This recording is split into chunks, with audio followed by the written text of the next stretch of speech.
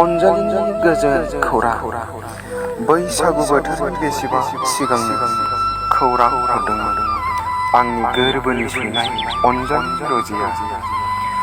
अनजालु आदानो फैथारनांगोन देग्लायनि बैसागु फोरबो आलासि महरै जोंहानि न'आव, मोगथाङाव नङाब्लाबो सिमाङाव नों नुजाफै। नों अनजालु रजिया फैयाब्ला आंहा फोरमायनांगौ खोथाया आद्रा जागोन। रंजा खुसिजों बैसागुखौ बिदाय होनो गोसोआव हांमा थागोन। नों फैगोनखौ खिन्थाखाबाय आं न'खराव, आइयाबो दोनखाबाय माला नोंनि मुङाव। इसिं खनानि बिलाइ गैयै नालेंखर फिथाइनि गोदै बिदैजों लोगोसे अमा गोरान।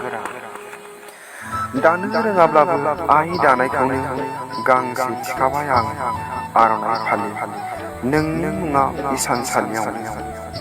नोंल' दाबावथार आदा फैनो दाबावथार।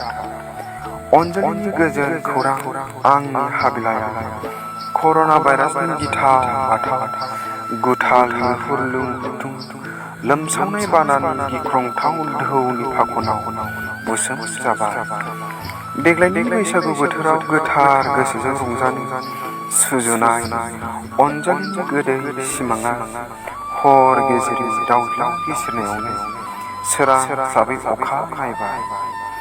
आस'खान्दा सिरि मोननांबाय नुनाय सिमाङा आद्रा जाबाय। खन्थाइया एसेनोसै।